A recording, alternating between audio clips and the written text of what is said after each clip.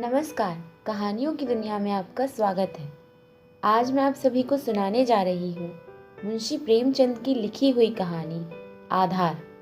तो आइए सुनते हैं। सारे गांव में मथुरा का सा गठीला जवान न था।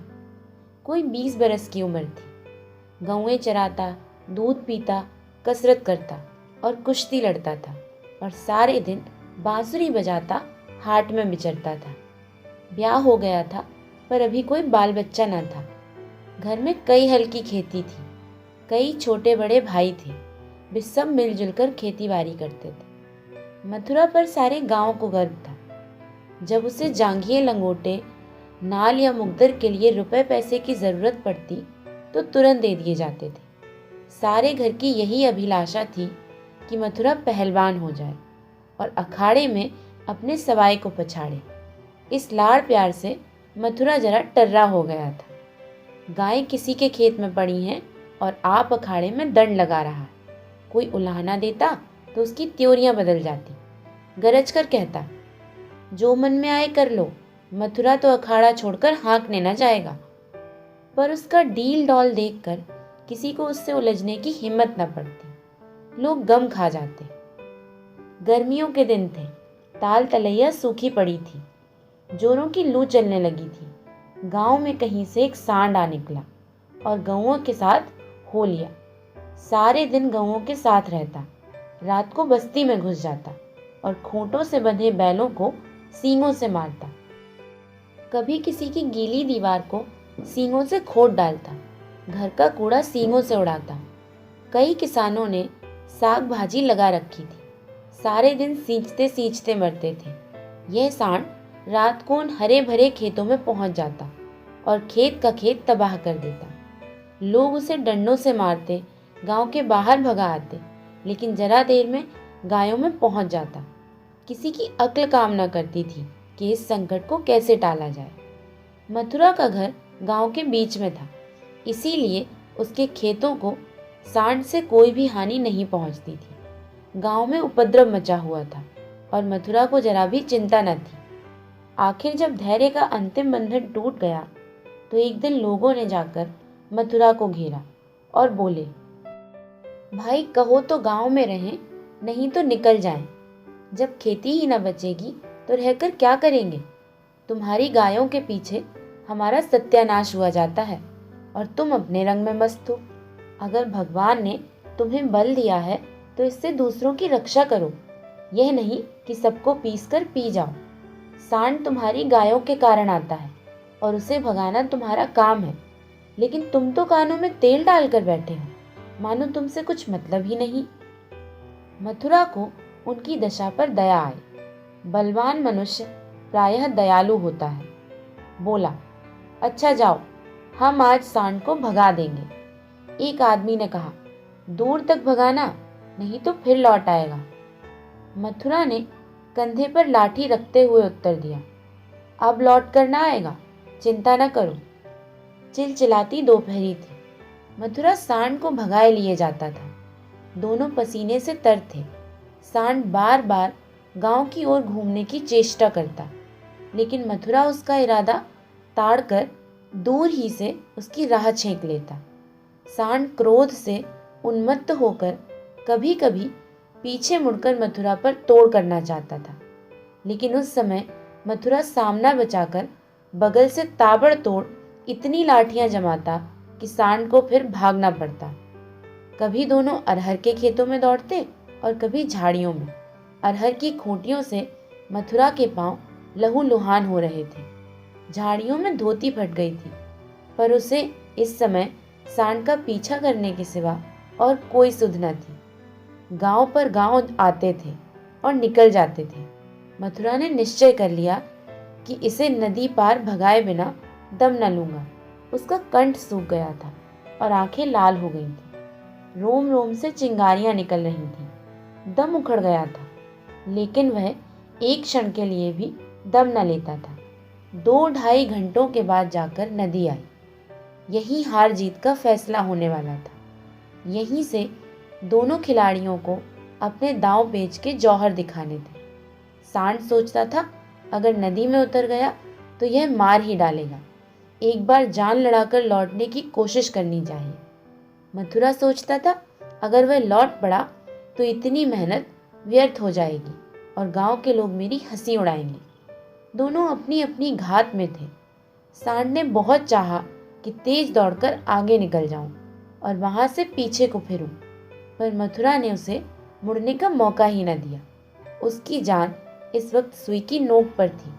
एक हाथ भी चूका और प्राण गए। जरा पैर फिसला फिर उठना नसीब न होगा। आखिर मनुष्य ने पशु पर विजय पाई और सांड को नदी में घुसने के सिवाय और कोई उपाय न सूझा। मथुरा भी उसके पीछे नदी में बैठ गया और इतने डंडे लगाए कि उसकी लाठी टूट गई।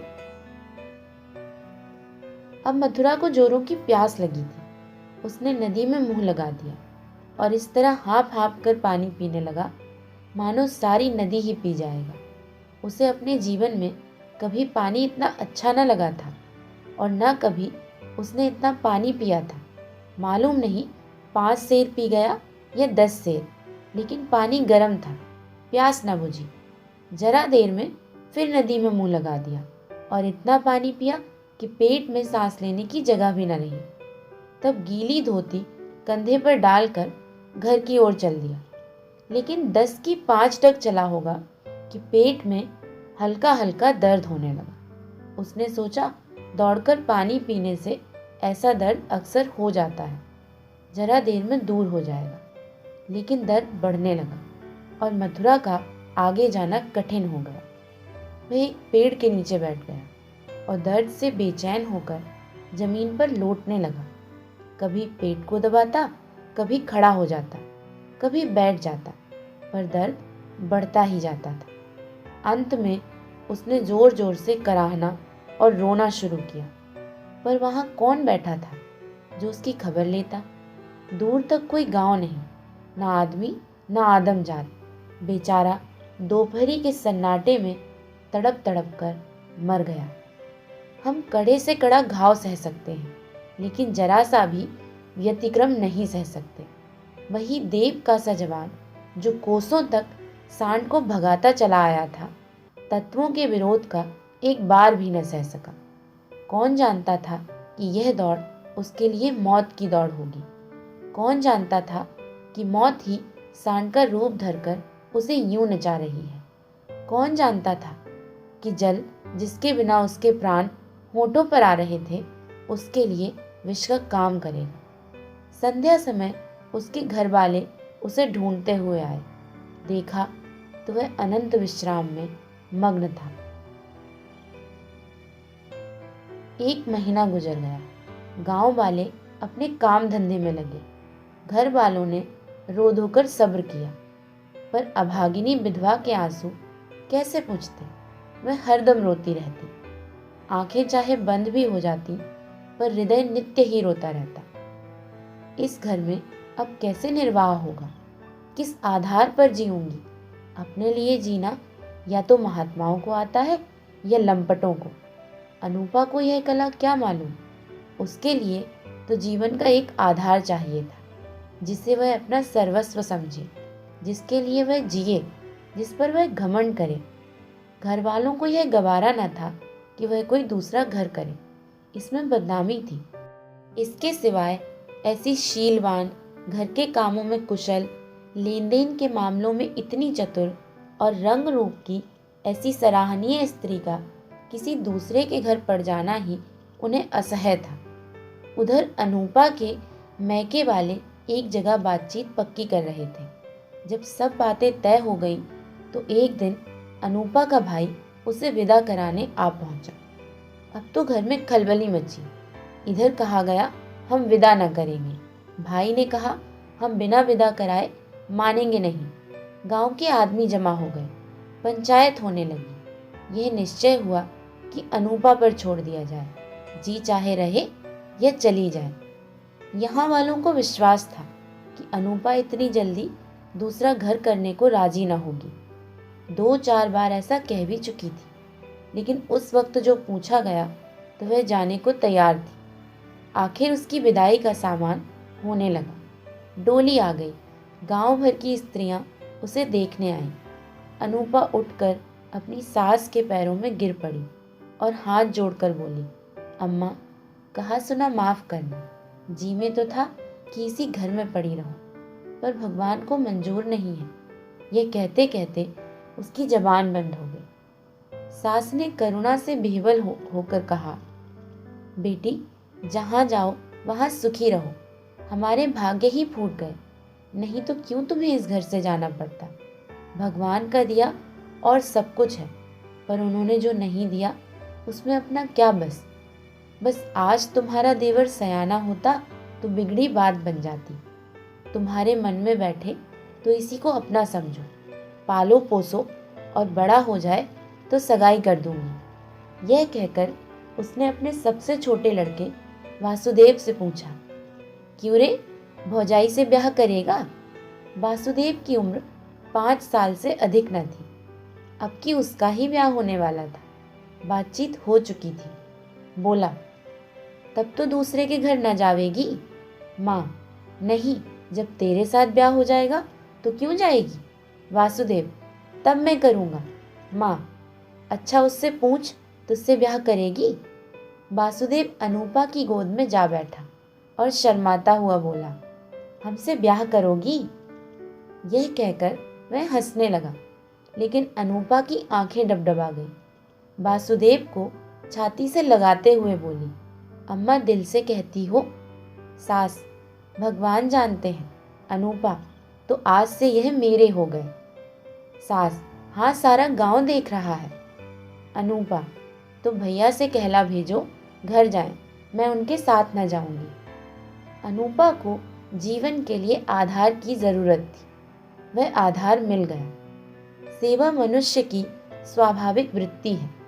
सेवा ही उसके जीवन का आधार है। अनूपा ने वासुदेव का लालन पालन शुरू किया। उपटन और तेल लगाती, दूध रोटी मलमल के खिलाती। आप तालाब नहाने जाती तो उसे भी नहलाती, खेत में जाती तो उसे भी साथ ले जाती। थोड़े ही दिनों में उससे हिल मिल गया और एक क्षण के लिए भी उसे ना छोड़ता था। माँ को तो जैसे भूल ही गया। कुछ खाने को जी चाहता तो अनूपा से मांगता। खेल में मार खाता तो रोता हुआ अनूपा के पास आता। अनूपा ही उसे सुलाती और अनूपा ही जगाती। बीमार हो तो अनूपा ही गोद में लेकर बदलू वैद्य के घर जाती और दवाएं पिलाती। गांव के स्त्री पुरुष उसकी यह प्रेम तपस्या देखते और दांतों तले उंगली दबाते। पहले बिरले ही किसी को उस पर विश्वास था। लोग समझते थे 1-2 साल में इसका जी उब जाएगा और किसी तरफ का रास्ता लेगी।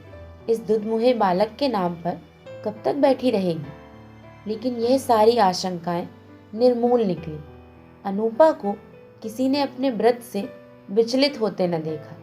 जिस हृदय में सेवा का स्रोत बह रहा हो, स्वाधीन सेवा का, उसमें वासनाओं के लिए स्थान नहीं होता।